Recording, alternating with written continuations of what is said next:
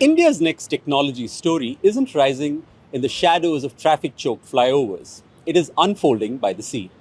From the coast of Karnataka, a quiet but powerful shift is underway. Engineers coming back home, companies setting up serious tech operations, and an entire region rewriting its future. Nestled between the Western Ghats and a pristine shoreline, the coastal belt of Mangaluru, Udupi, and Dakshina Kannada, historically called Tulunadu, has always been known for grit, enterprise, and self reliance. But for years, its brightest graduates had a one way ticket out. Bengaluru, Pune, Hyderabad, the Middle East, the world, at least until now. Meet Namit Padmaraj. After years across different companies, he moved to Singapore and stayed there for 12 years. Then came the call, an opportunity with Most Professional. Not a routine role, not a maintain what exists job, a challenge that reads like a headline. Build a new product line from scratch. And here's the twist. This facility would be the first unit outside the USA. So the big question wasn't just what to build, it was where to build it. The first suggestion from the company, Bengaluru, but Padmaraj hesitated. Because R&D isn't a sprint, it's a long distance run. And he knew the pressures. Congestion, churn, attrition, the constant reshuffling that can break continuity. So he picked a different idea. Not a global hub, not a mega city, a coastal city with space to breathe, roads that move, and people who stay. He suggested Mangaluru. His bosses were unsure, but they trusted him to deliver. And then the recruiting began. What are the considerable advantages of setting up shop in Mangalore when compared to other IT hubs and centers like Bangalore, Pune, Hyderabad, or any other place? The first and foremost is like the commute time to office is really low, right? Like I can go to home in like 10-15 minutes. I think that's the I get a lot of time to spend with the family. Work-life balance is good. Second thing is the physical environment, the water, the weekend, what you can do in the weekend. You can go to the beach or you can go to the mountains, right? Like how do you spend your free time? That's also is very good. Third thing is like the support system that you need when you run the, like your parents are around, your friends are around where you grow up, so that support systems gives you a lot of boost in morale and also in energy to focus your work on things on work and things like that. So yeah, these are some of the advantages that I think of. But when do you think you will be in a position where a lot more people from other cities will consider Mangalore as a center, because no one has a problem moving to Bangalore, Pune, and other places? Do you think Mangalore will get to that stage where people will start considering Mangalore as a viable destination for employment? It will happen once we attain that core mass of, let's say, 100 globally renowned companies establishing their, base here, or let's say 100 or maybe 50 startups which becomes unicorns or whatever, big scale startups kind of emerge from this area. So yeah, it's either of those need to happen to become next Bangalore, or comparatively nearer to Bangalore or Pune kind of a thing. Yeah, and it will not happen overnight. It will take decades to kind of reach there. But it's a good start as of now. Yeah, for sure. I mean, I see a lot of momentum. I see a lot of companies coming. I see a lot of people starting up here, pitching and getting the grants and things like that. So yeah, it's budging there. In November 2024, he advertised roles on LinkedIn, and he didn't just post and pray. He reached out to people from the region who were working outside the city. The pitch wasn't complicated. More time with family, a chance to build something from the ground up, good pay, and a quality of life that big cities can't sell, no matter the package. By January 2025, he hired the first person, and by the end of that year, the team had grown to 50. Today, from an office in Kottara Chowk, they're building almost all the software for the new product line. It is not just a team, it's a signal. Because this isn't one company's experiment anymore, this is a regional movement. Karnataka's coastal districts are seeing a resurgence, powered by IT and by people coming back. A region long overshadowed by tensions and setbacks is now chasing a different headline: economic revival. And leading the news story is a group of entrepreneurs and investors, people determined to reignite belief. One of the loudest voices is Rohit Bhatt. Yeah, the Silicon Beach program, it's a Section 8 company, and it was created with an intention of branding this region, creating a moment for the region, and it's a voluntary initiative of a few people who decided to invest their money as well into this and give it some shape, give it some structure, and the intent of this organization is to brand the region and help companies who are looking to establish in this region, give them all the support. It starts from risk and compliance related support. It can include support in that entire transition management, helping them find the hires that required for them to grow in this region, finding workspaces for them, and basically the mandate is to make sure that companies we are looking at going to any emerging hubs in the country, we ask them to come to Mangaluru because the ecosystem is ready to support them. Now there is another part of this which is Karnataka government's own Beyond Bengaluru mission, and again this is filled with a lot of industry leaders who are appointed as the cluster leads, okay, and these includes Praveen Kalbavi, Prashant Shanay, Vijay Krishna Shetty, Mohammad Hanif, Shailaja Rao, and there are at least 8 to 10 people in this. And lastly, there is something called as a TIE Mangaluru, which is formed to help foster entrepreneurship. So that's basically about established entrepreneurs helping budding entrepreneurs, and the aim is to build a very strong innovation culture and a startup culture in the region. And our long-term vision of Silicon Beach program is to increase the number of IT employees in this region from 20,000 to 2 lakh in the next 10 years, that is by 2034, increase the number of startups from 200 to 4,000 startups, and at least help build 5 unicorns. So the coastal region it's a talent capital of India, 25 plus engineering colleges which produce more than 10,000 STEM graduates every year. More than 40,000 graduates coming out of 150 plus graduation colleges here, 8 plus medical colleges, fantastic education system as well as a healthcare system. We call Mangaluru as a 15-minute city, Udupi can be a 10-minute city, so the quality of life is good. Whereas in other cities you have a 9 to 5, here we have a 5 to 9 as well, because you don't waste 4 hours in the traffic, and that's a big advantage for Mangaluru.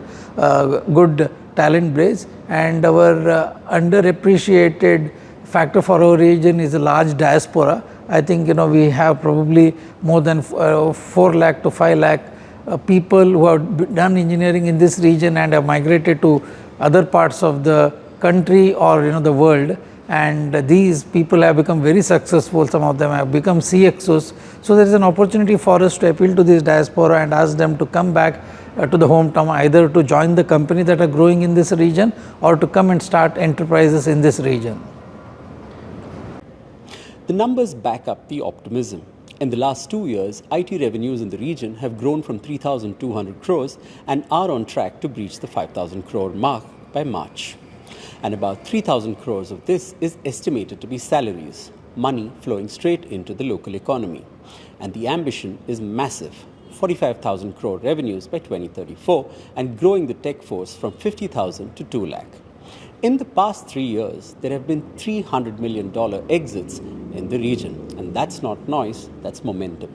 Post-COVID, we really had very good number of companies coming back to Mangalore and setting up their nano GCCs. We have the story of Silicon Beach of India resonating well with the companies who are looking at tier 2 destinations in India. And unlike some of the other tier 2 cities, we always had very good talent. There are a lot of initiatives in Mangalore, driven by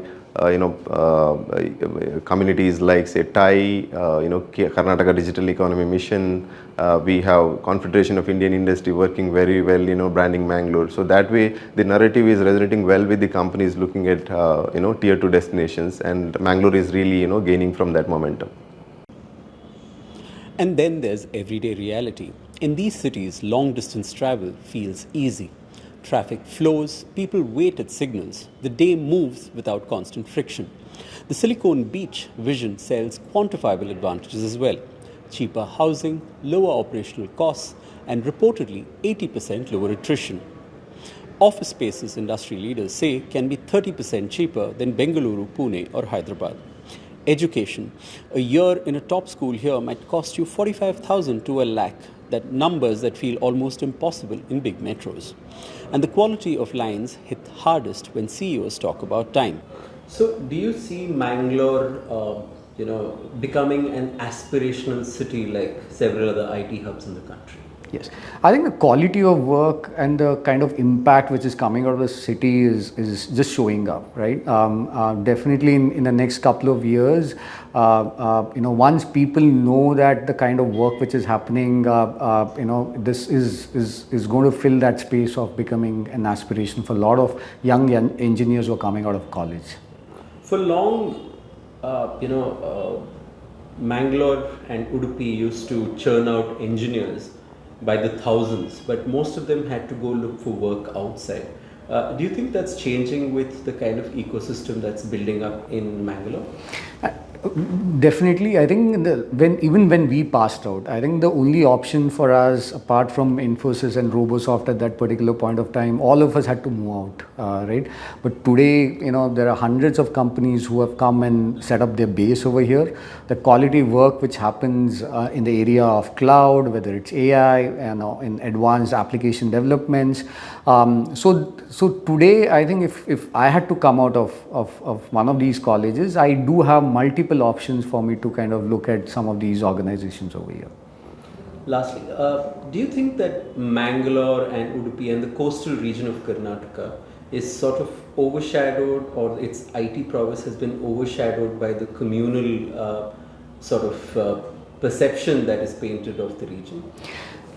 I think there are incidents, right? But I think it always overpowers the quality of work which happens in this region, right? I think there's so much has happened in this region in the last couple of years in terms of the number of companies who have come and set up over here, kind of acquisitions which have the region has happened.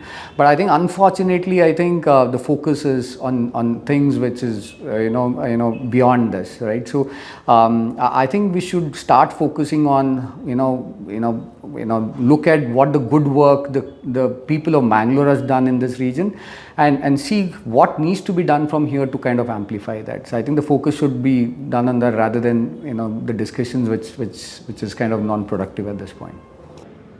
Suyog Shetty says his commute is 5 to 7 minutes, including dropping his daughter at school. His company Nivius was acquired by NTT Data. Mohammad Hanif talks about employees going home for lunch, living with aged parents, small details that add up to big retention. See, like any other growing city, any other aspirational cities, Mangalore has had its own set of few challenges. But at the same time, there are a lot of good things happening in Mangalore. The IT ecosystem is really taking off. There are a lot many, opportunities for the youngsters. City in general is becoming very aspirational. So that way, the right things are happening for Mangalore.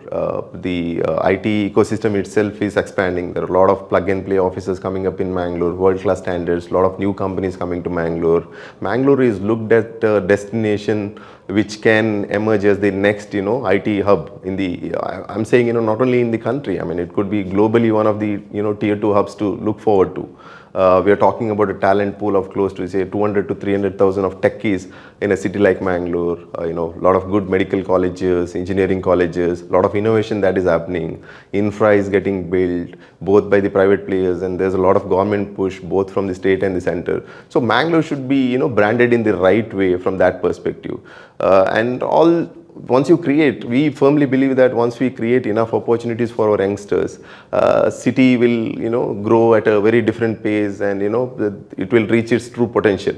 It's not always good to look at, some, negative things happening in pockets and then brand the entire city in a certain way. So that is not the right narrative. Even global executives visit, and in the morning, some go surfing, trekking, running with the local fitness groups. This region is selling something metros struggle to offer, a life that doesn't burn you out. This isn't a random boom. Historically, the region was a cradle of banking, established 22 banks between 1880 and 1935, and education and healthcare has always been its backbone. Around 60,000 graduates a year, including engineers and medical professionals. From these institutions came high achievers like Satya Nadella of Microsoft, Rajiv Suri, formerly of Nokia, and chef Vikas Khanna. For decades, talent was exported. In Mangalore, if you go back in history, one of the most educated people, one of the most entrepreneurs are from this region. And I think we need to forget about, or rather, I think, how to put it, like these, we shouldn't get disturbed by these kinds of narratives and focus on what work. If you do good work, I'm sure we can deliver on the results. And this growth in IT that Mangalore has seen, is it because of government support or despite it? I would say a little bit of government support, but lot limited to those people who are behind this work.